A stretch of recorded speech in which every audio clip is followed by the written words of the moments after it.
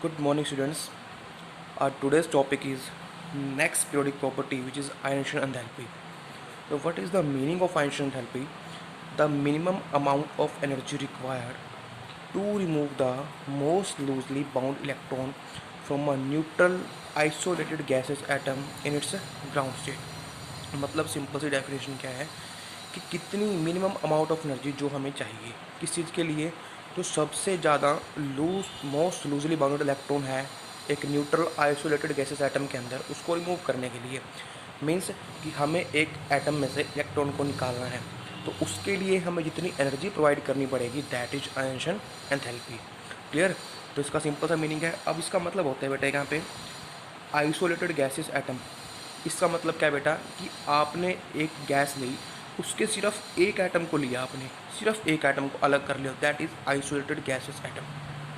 Neutral means उसके ऊपर कोई चार्ज ना हो।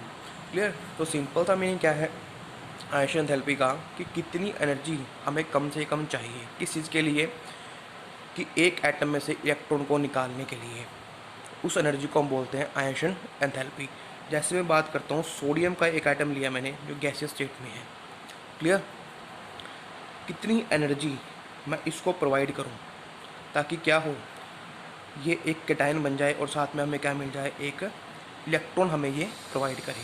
ठीक है? आप इसको बोल सकते हो neutral gases atom in the ground state to form a cation, to form a cation. Because आपको पता है कि जब भी कोई एटम इलेक्ट्रॉन लॉस करेगा तो वो क्या बनाएगा बेटा, एक कैटायन की फॉर्मेशन करेगा। क्लियर? तो इसको बोलते हैं आइंस्टाइन एंथैल्पी। कि यहाँ पे सोडियम ने क्या किया, हमने उसको एनर्जी प्रोवाइड करी तो उसने अपना एक इलेक्ट्रॉन क्या कर दिया, लॉस कर दिया और क्या बनाया, एक कैटायन बनाया। तो जितनी एनर्जी हमें इस चीज़ के लिए इसको प्रोवाइड करनी पड़ी, that is called ionization enthalpy. ठीक है? और जो यूनिट है आइंस्टाइन एंथैल्पी की, यूनिट क्या है बेटा, यूनिट है इसकी किलो जूल पर मोल। ये आपकी क्या है, आइंस्टाइन एंथैल्पी की यूनिट है। ठीक है जी? अब यहाँ पे एक छोटी सी टर्म और आती है बेटा, आयनाइजेशन पोटेंशियल। कुछ नहीं, मीनिंग सेम है इसका भी। यहाँ पे क्या बोल देंगे बेटा, minimum amount of potential to remove the most loosely held electron from isolated neutral atom in the ground state. Means क्या है बेटा इसका, कि यहाँ पे हमने एनर्जी की बात की थी, यहाँ पे सिर्फ पोटेंशियल बोल देंगे। तो minimum amount of potential required to remove the most loosely held electron from the neutral gaseous atom in its ground state, उसको हम क्या बोल देते हैं, आयनाइजेशन पोटेंशियल बोल देते हैं। और जो इसकी यूनिट होती है वो होती है बेटा इलेक्ट्रॉन वोल्ट। क्या होती है, इलेक्ट्रॉन वोल्ट इसकी यूनिट होती है। क्लियर? अब इलेक्ट्रॉन वोल्ट में किसके इक्वल होता है बेटा, हमें डिराइव करना है रिलेशन इलेक्ट्रॉन वोल्ट और किलो जूल में। क्या रिलेशन होता है इसके बीच में बेटा, हमें पता है कि एक इलेक्ट्रॉन का मतलब क्या है, एक इलेक्ट्रॉन वोल्ट का मतलब है कि एक इलेक्ट्रॉन के ऊपर कितना चार्ज है या कितनी एनर्जी उसके पास है। तो वो कितनी होती है, 1.602 10⁻⁻19 जूल पर एटम। ये एक एटम के ऊपर क्या, एक एटम की क्या होती है, एनर्जी होती है। ठीक है? अब किलो जूल में लेके आना उसको और साथ में पर मोल। अगर मैं क्या करूँ, इसको एवोगैड्रो नंबर से मल्टीप्लाई कर दूँ, किससे, एवोगैड्रो नंबर विच इज़ 6.22 10⁻23। तो ये मेरे पास क्या थी, ये एनर्जी थी एक एटम की, ये क्या हो जाएगी, एक पूरे मोल की, जो क्या आएगी बेटा 96472 जूल पर मोल। बिकॉज यहाँ एक मोल की एनर्जी है ये। ठीक है? अगर किलो जूल में डिवाइड करना चाहता हूँ मैं इसको बेटा, एक मिनट कुछ गलती कर दी, ये आएगा बेटा। ठीक है? अगर मेरे को उसको किलो जूल में करना है तो यहाँ पे क्या लगा दूंगा बेटा, 3 zeros में यहाँ पे पॉइंट लगा दूंगा, तो क्या बन जाएगा, किलो जूल पर मोल। ये हमारे पास रिलेशन है इलेक्ट्रॉन वोल्ट में और किलो जूल में। 1 electron volt is equal to 96.472 kilo joule per mole के इक्वल होता है। क्लियर? अब यहाँ पे हमने बात की थी कितनी एनर्जी हमको चाहिए एक इलेक्ट्रॉन को निकालने के लिए। ठीक है जी? अगर आपका एटम जैसे सोडियम है, यहाँ पे बेटा सोडियम कितने इलेक्ट्रॉन लॉस कर सकता है, एक इलेक्ट्रॉन ही लॉस कर सकता है, बिकॉज उसकी वैलेंसी 1 है। क्योंकि उसके जो वैलेंस शेल है, वैलेंस शेल क्या होती है बेटा, लास्ट शेल जिसके अंदर आप इलेक्ट्रॉन की फिलिंग कर रहे हो, that shell is called valence shell. Because इसके वैलेंस शेल में क्या होता है, एक ही इलेक्ट्रॉन होता है, तो ये एक ही इलेक्ट्रॉन लॉस कर सकता है। लेकिन अगर हमारे पास कुछ ऐसे एटम आए जो एक से ज़्यादा इलेक्ट्रॉन लॉस कर सकते हैं, जैसे कि मैग्नीशियम, मैग्नीशियम 2 इलेक्ट्रॉन लॉस कर सकता है, एल्यूमिनियम वो 3 इलेक्ट्रॉन लॉस कर सकता है। तो उस केस में क्या होगा बेटा, जो इलेक्ट्रॉन निकालने के लिए एनर्जी है जो इलेक्ट्रॉन है वो क्या होंगे, 1 बाय 1 रिमूव होते हैं। ठीक है, क्लियर। यानी कि यहाँ से आपने एक इलेक्ट्रॉन निकाला, ठीक है, यहाँ से आप जब इलेक्ट्रॉन निकालोगे ना तो आप सारे के सारे इलेक्ट्रॉन एकदम से नहीं निकाल सकते, आप इलेक्ट्रॉन निकालोगे 1 बाय 1। क्लियर, उसको क्या बोलते हैं, यानी कि 1 बाय 1 आप निकालोगे, यानी कि सक्सेशन में निकालोगे, नोट साइमल्टेनियसली, मतलब इकट्ठे नहीं निकाल सकते आप, 1 बाय 1 सक्सेशन में आपको निकालना पड़ेगा।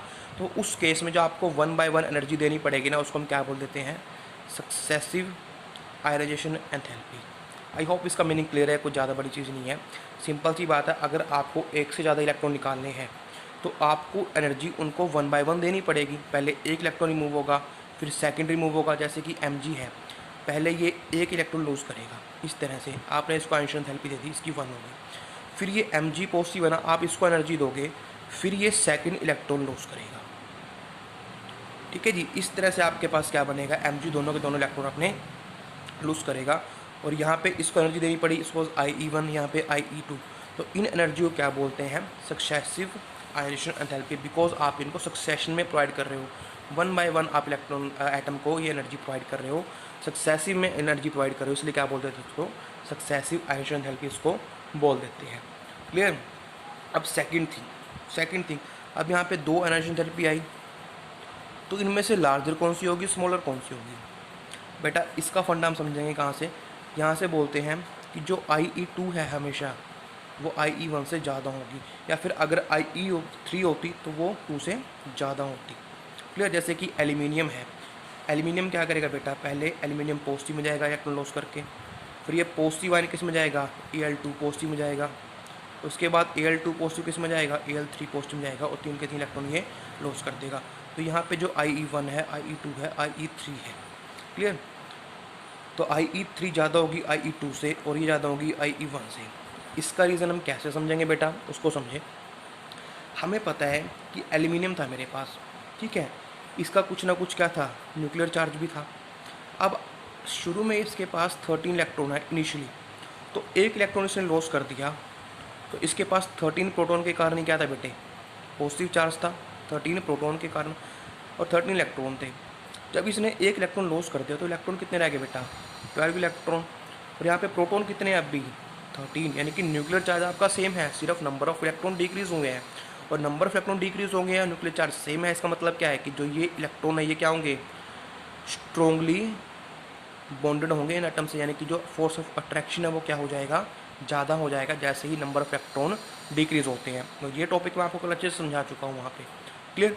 यानी कि ये IE1 थी तो IE2 क्या हो जाएगी, अब इसमें से इलेक्ट्रॉन को निकालना क्या होगा, पहले की बजाय डिफ़िकल्ट होगा, इसलिए I2 की वैल्यू क्या हो जाएगी, ज़्यादा हो जाएगी।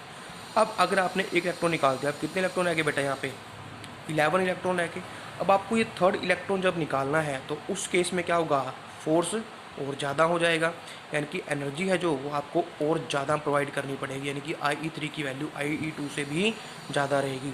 इसलिए बोलते हैं कि जो सक्सेसिव एंथैल्पी है तो लास्ट वाले की वो क्या होती है, सबसे ज़्यादा होती है, यानी कि IE3 सबसे ज़्यादा है, IE2 उससे कम है, और IE1 उससे कम है। मीन्स जो सक्सेसिव आयनाइजेशन एंथैल्पी है वो क्या करेगी बेटा, इंक्रीज़ करती रहेगी। क्लियर। और मैक्सिमम हम किसी इलेक्ट्रॉन के, किसी भी एलिमेंट के अंदर से 3 इलेक्ट्रॉन ही निकाल सकते हैं प्रोबेबली। क्लियर। बिकॉज अगर 4th इलेक्ट्रॉन निकालना है तो उसके लिए हमें बहुत ज़्यादा अमाउंट ऑफ एनर्जी प्रोवाइड करनी पड़ेगी, उसको लार्ज अमाउंट ऑफ एनर्जी आपको वहाँ पे प्रोवाइड करनी पड़ेगी, जो क्या है, मुश्किल है। क्लियर बेटा। तो ये थी आपकी आयनाइजेशन एंथैल्पी और सक्सेसिव आयनाइजेशन एंथैल्पी। अब हम बात करेंगे फैक्टर्स, बात करते हैं फैक्टर्स जिसके ऊपर आयनाइजेशन एंथैल्पी डिपेंड करती है। फिर 5 के 5 फैक्टर हम यहाँ पे रीड करेंगे, और 5 के 5 सुपर इंपॉर्टेंट फैक्टर हैं आपके। तो फर्स्ट आता है एटॉमिक साइज। पहले मैं बात करता हूँ एटॉमिक साइज की। तो एटॉमिक साइज में क्या होगा बेटा, अगर आपका एटॉमिक साइज, अगर साइज क्या होता है, इंक्रीज होता है, देन आयनाइजेशन एंथैल्पी क्या करेगी, डिक्रीज करेगी। अब इसका सिंपल सा लॉजिक है, समझाने वाला कुछ भी नहीं बेटा। साइज बढ़ने का मतलब क्या है कि जो आपका लास्ट इलेक्ट्रॉन है बेटा, वो क्या होगा, मतलब सिंपल सी बात करें, चार्ज बढ़ने का साइज, एटॉमिक साइज का मतलब क्या है, जो डिफरेंस है लास्ट इलेक्ट्रॉन में और न्यूक्लियस में। अब साइज आपका इंक्रीज़ करेगा तो जो लास्ट इलेक्ट्रॉन है और न्यूक्लियस है उसका डिस्टेंस क्या होगा बेटे, इंक्रीज होगा, और डिस्टेंस इंक्रीज हो रहा है तो वहाँ पे उनके बीच में फोर्स ऑफ अट्रैक्शन क्या हो जाएगा, डिक्रीज, यानी कि उस इलेक्ट्रॉन को रिमूव करना क्या हो जाएगा, ईजी हो जाएगा।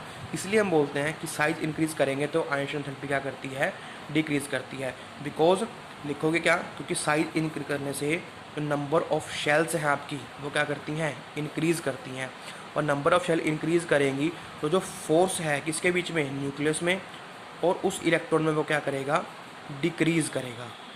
दैट्स वाई आयनिक एंथैल्पी भी आपकी डिक्रीज करती है, बिकॉज अगर फोर्स ऑफ अट्रैक्शन कम है तो उस इलेक्ट्रॉन को वहाँ से निकालना ईजी हो जाएगा। क्लियर। सेकेंड फैक्टर है आपका न्यूक्लियर चार्ज। न्यूक्लियर चार्ज अभी हम अच्छे से पढ़ चुके बेटा, अब आप इस चीज़ों को कोरिलेट करोगे। न्यूक्लियर चार्ज मीन्स जो पॉजिटिव चार्ज की वैल्यू वो क्या करेगी, अगर आप इंक्रीज करते हो, यानी कि पॉजिटिव चार्ज अगर आप इंक्रीज करो तो क्या होगा बेटा, खुद से सोच सकते हो कि अगर न्यूक्लियर चार्ज की वैल्यू हम इंक्रीज कर रहे हैं तो उसका मतलब क्या है कि जो उसकी अट्रैक्शन है किससे, इलेक्ट्रॉन से, वो क्या करेगी, इंक्रीज करेगी। बिकॉज जितना ज़्यादा पॉजिटिव चार्ज होगा उतना स्ट्रांगली वो उस इलेक्ट्रॉन को अपनी तरफ अट्रैक्ट करेगा, उतना स्ट्रांगली वो उसको बाइंड करेगा। It means nuclear charge increase करेगा तो फोर्स ऑफ अट्रैक्शन क्या करेगी आपकी, उस इलेक्ट्रॉन के साथ इंक्रीज करेगी। न्यूक्लियर चार्ज इंक्रीज करोगे, न्यूक्लियर चार्ज इंक्रीज तो फोर्स ऑफ अट्रैक्शन भी क्या करेगी, इंक्रीज करेगी, और उस इलेक्ट्रॉन को वहाँ से निकालना मुश्किल हो जाएगा। इन that case nuclear charge increase करोगे तो आयनिक एंथैल्पी भी आपकी इंक्रीज करेगी। क्लियर। अब आता है थर्ड फैक्टर जो आपने अभी तक सुना नहीं है बेटा, वो आता है स्क्रीनिंग या फिर शील्डिंग इफेक्ट। स्क्रीनिंग या शील्डिंग इफेक्ट। अब ये इफेक्ट आपका कब आएगा, जब नंबर ऑफ शेल्स इंक्रीज करती हैं, नंबर ऑफ शेल्स इंक्रीज करेंगी। बेटा देखो, जैसे ये आपका एक पॉजिटिव क्या है, न्यूक्लियस है, ये क्या है, नंबर ऑफ शेल्स है। ये नंबर ऑफ शेल्स आपकी क्या करती जा रही हैं, इंक्रीज करती जा रही हैं। क्लियर। अब सपोज करो कि यहाँ पे एक इलेक्ट्रॉन है, ठीक है। अब ये जितनी भी अंदर शेल्स हैं इन सब के अंदर भी क्या है, इलेक्ट्रॉन फिल हो चुके हैं बेटा, फिल हो चुके हैं, ठीक है। तो ये अंदर वाले इलेक्ट्रॉन क्या करेंगे, जो न्यूक्लियस है और ये इलेक्ट्रॉन है, इन दोनों के बीच में एक शील्ड का काम करेंगे, एक स्क्रीन का काम करेंगे, ठीक है। तो जिस वजह से क्या होगा कि जो फोर्स ऑफ अट्रैक्शन है, यानी कि जो न्यूक्लियस है, वो इस इलेक्ट्रॉन को अपनी तरफ ज़्यादा अट्रैक्ट नहीं कर पाएगा। अब ऐसा क्यों होगा बेटा, अब एक बात समझो बेटा, यहाँ पे दो चीज़ें हैं इस इलेक्ट्रॉन के लिए, तो ये पॉजिटिव न्यूक्लियस है और एक क्या है, ये इलेक्ट्रॉन है। अब पॉजिटिव न्यूक्लियस है तो न्यूक्लियस तो क्या करेगा, दो फैक्टर यहाँ पे लगेंगे कि जो न्यूक्लियस है वो अपनी तरफ इसको अट्रैक्ट करेगा, ठीक है। अगर न्यूक्लियस अट्रैक्ट कर रहा है तो आपकी जो आयनिक एंथैल्पी है वो इंक्रीज़ होनी चाहिए। क्लियर। लेकिन जो ये इलेक्ट्रॉन है, ये इलेक्ट्रॉन क्या है बेटा, नेगेटिवली चार्ज है, नेगेटिवली चार्ज, और ये भी क्या है, नेगेटिवली। तो इन दोनों के बीच में क्या होगी, रिपल्शन होगी। क्या होगी, रिपल्शन, की जो इलेक्ट्रॉन है और इलेक्ट्रॉन है उनके बीच में क्या होगी, रिपल्शन होगी। अब रिपल्शन होगी तो ये इसकी तरफ ज़्यादा अट्रैक्ट नहीं हो पाएगा, ठीक है, जिस वजह से क्या होनी चाहिए, आयनिक एंथैल्पी आपकी डिक्रीज़ होनी चाहिए। तो यहाँ पे दो फैक्टर हैं कि न्यूक्लियस अट्रैक्ट कर रहा है और जो इलेक्ट्रॉन है वो क्या कर रहे हैं, इस इलेक्ट्रॉन को रिपेल कर रहे हैं, ठीक है। इसलिए क्या करते हैं, ये इसको रिपेल कर रहे हैं, इसलिए यानी कि बीच में क्या करेंगे, एक स्क्रीन का काम कर रहे हैं ये, यानी कि इस इलेक्ट्रॉन को इस न्यूक्लियस से ज़्यादा अच्छे से अट्रैक्ट नहीं होने दे पा रहे हैं। मतलब जो इसकी फोर्स ऑफ अट्रैक्शन है वो यहाँ तक नहीं पहुँच पा रही है न्यूक्लियस की, बिकॉज ये आपस में बीच में एक स्क्रीन का काम कर रहे हैं। और ये कौन से इलेक्ट्रॉन है, ये आपके इनर शेल के इलेक्ट्रॉन है। कौन से, इनर शेल इलेक्ट्रॉन। यानी कि होता क्या है, शील्डिंग इफेक्ट क्या होता है, अगर आपको शील्डिंग इफेक्ट की डेफिनेशन देनी पड़े तो जब इंटर इलेक्ट्रॉन्स शील्ड करते हैं वैलेंस इलेक्ट्रॉन को, किससे, from the attraction toward the nucleus. मतलब जब ये इनर इलेक्ट्रॉन्स, जो इनर शेल के इलेक्ट्रॉन हैं, ये क्या करेंगे, इस इलेक्ट्रॉन को इस पॉजिटिव या न्यूक्लियस की तरफ उसके चार्ज को फील नहीं होने देंगे, मतलब अट्रैक्शन नहीं होने देंगे यहाँ पे।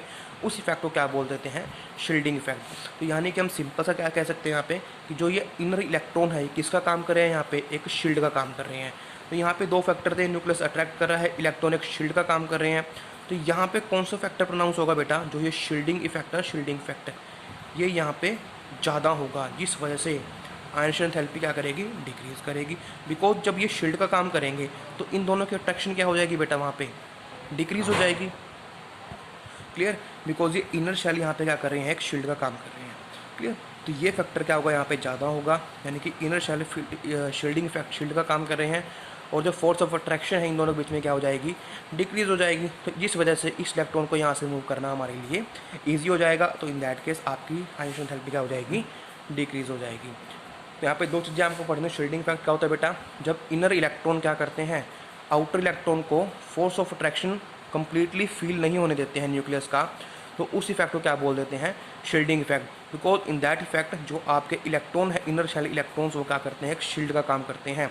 यानी कि ये क्या करेंगे, इसको यहाँ से धक्का देंगे बेटा कि तू यहाँ से दूर जा, तो यहाँ पे एक शील्ड का काम करेंगे, तो यहाँ पे फोर्स ऑफ अट्रैक्शन आपकी डिक्रीज हो जाएगी, और इन दैट केस आपकी आयनिक एंथैल्पी भी डिक्रीज हो जाएगी, बिकॉज यहाँ से इस इलेक्ट्रॉन को मूव करना हमारे लिए ईजी हो जाएगा। ठीक है। तो इन दैट केस जो आपके पास टोटल इफेक्टिव चार्ज होगा, इसको बोलेंगे जेड इफेक्टिव, जो किसके इक्वल होगा बेटा, वो होगा न्यूक्लियर चार्ज। न्यूक्लियर चार्ज जो हमारा जेड माइनस स्क्रीनिंग कांस्टेंट, हम उसमें से अगर निकाल दे तो वही क्या होगा मेरे पास, Z effective. Total effective nuclear charge होगा जो इलेक्ट्रॉन फील करेगा। क्लियर। अब जो ये ऑर्डर ऑफ स्क्रीनिंग इफेक्ट है बेटा, जो ऑर्डर ऑफ स्क्रीनिंग इफेक्ट है, इसका क्या ऑर्डर रहता है बेटा, सबसे ज़्यादा स्क्रीनिंग इफेक्ट होता है एस का, उससे कम पी का, उससे कम डी का, उससे कम एफ का। बिकॉज हमें पता है कि जो एस सबशेल है, एस सबशेल है वो न्यूक्लियस के ज़्यादा क्लोज होती है, इस वजह से इसका स्क्रीनिंग इफेक्ट क्या है, ज़्यादा है। उसके बाद पी का है, उसके बाद डी का है, उसके बाद एफ का है। क्लियर। अब नेक्स्ट आता है मेरे पास बेटा पेनिट्रेशन इफेक्ट। पेनिट्रेशन इफेक्ट, अब पेनिट्रेशन इफेक्ट का मतलब क्या है बेटा, इसका मतलब है,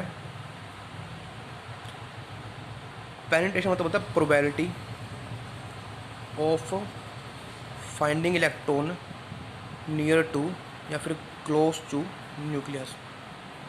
ठीक है। तो ये बोलता है बेटा कि पेनिट्रेशन इफेक्ट क्या होगा, कि जितनी ज़्यादा प्रोबेबिलिटी होगी इलेक्ट्रॉन की कहाँ मिलने की, न्यूक्लियस के क्लोज मिलने की, उतनी ज़्यादा क्या होगी वहाँ पे अट्रैक्शन होगी न्यूक्लियस की तरफ, और उतना ज़्यादा हमारे पास क्या होगा, पेनिट्रेशन इफेक्ट होगा। यानी कि पेनिट्रेशन का मतलब क्या है, पेनिट्रेशन का सिंपल सा मतलब है कि उस इलेक्ट्रॉन की कितनी प्रोबेबिलिटी है कि वो आपको न्यूक्लियस के नज़दीक मिले। क्लियर। उसको बोलते हैं पेनिट्रेशन। अब पेनिट्रेशन इफेक्ट में क्या आएगा बेटा, कि जो इसकी वजह से इफेक्ट पड़ेगा। अब कोई इलेक्ट्रॉन अगर न्यूक्लियस के ज़्यादा नज़दीक है, तो आप सीधा सा हिसाब लगा सकते हो बेटा कि वो उतना ज़्यादा स्ट्रोंगली बाइंड होगा, बाउंड होगा किससे, उस न्यूक्लियस से, और उतना ज़्यादा ही मुश्किल होगा उसको वहाँ से रिमूव करना। ठीक है। तो इस इफेक्ट को बोल देते हैं पेनिट्रेशन इफेक्ट। यानी कि greater the probability of finding the electron closer to nucleus, more will be attraction toward the nucleus, and thus difficult will be to remove it from the atom. तो in that case जितनी ज़्यादा penetration effect होगा, यानी कि जितनी ज़्यादा probability होगी electron के न्यूक्लियस के नज़दीक मिलने की, उतनी ज़्यादा हमारे पास क्या होगी, आयनाइजेशन एंथैल्पी होगी। अब यहाँ से सीधा से हम कैलकुलेट कर सकते हैं इस चीज़ को। तो सबसे ज़्यादा नज़दीक कौन मिलता है हमें, सबसे ज़्यादा नज़दीक मिलता है एस सबशेल। यानी कि जो अगर कोई इलेक्ट्रॉन आपका एस सबशेल में है तो उसका पेनिट्रेशन इफेक्ट सबसे ज़्यादा होगा। उसके बाद आता है पी, उसके बाद आता है डी, उसके बाद आता है एफ। क्लियर। तो ये आपका पेनिट्रेशन इफेक्ट। तो सबसे पहले पेनिट्रेशन क्या था, कि कितने उसकी प्रोबेबिलिटी है, probability of electron finding close to the nucleus, that is penetration. और इसकी वजह से जो इफेक्ट आएगा that will be penetration effect. और इफेक्ट क्या आएगा बेटा, कि अगर कोई इलेक्ट्रॉन न्यूक्लियस के ज़्यादा नज़दीक है तो उतना स्ट्रॉन्गली वो बाउंड होगा न्यूक्लियस से, और उतना ही मुश्किल होगा उसको वहाँ से रिमूव करना। तो इन दैट केस आपको ज़्यादा एनर्जी वहाँ पर प्रोवाइड करनी पड़ेगी उस इलेक्ट्रॉन को वहाँ से रिमूव करने के लिए। तो इसी इफेक्ट को क्या बोल देते हैं, पेनिट्रेशन इफेक्ट बोल देते हैं। और जितना ज़्यादा पेनिट्रेशन इफेक्ट होगा उतनी ज़्यादा क्या होगी, आयनाइजेशन एंथैल्पी की वैल्यू इंक्रीज़ करेगी। और सबसे ज़्यादा जो पेनिट्रेशन इफेक्ट है वो होता है एस का, बिकॉज एस वाला सबशेल है जो सबसे नज़दीक होती है न्यूक्लियस के। तो उसके बाद P, D and F. And last factor is symmetry. Symmetry का बेटे हमें सबको पता है कि सिमिट्री क्या होती है, जब आपकी इलेक्ट्रॉन है जो क्या हो, सबशेल के अंदर फील्ड हो, फुली फील्ड हो। यानी कि सिमिट्री किससे बिलोंग करती है, सिमिट्री का मतलब स्टेबिलिटी हम बोल सकते हैं। क्लियर। या फिर सिमिट्री की बात करें, सिमिट्री का मीन्स लेते हैं बेटा किस चीज़ से, उसकी इलेक्ट्रॉनिक कॉन्फ़िगरेशन से, कि इलेक्ट्रॉनिक कॉन्फ़िगरेशन जो उसकी कैसी है, उसकी सिमिट्री है या नहीं। जैसे मैं बात करता हूँ नियोन की, नियोन एक नोबल गैस है, ये सबसे ज़्यादा क्या है, फुली सिमेट्रिक इसकी क्या होती है, इलेक्ट्रॉनिक कॉन्फ़िगरेशन होती है। सिमेट्रिक का मतलब क्या होता है कि इलेक्ट्रॉन क्या हो, फुल फिल हो या फिर हाफ फिल्ड हो।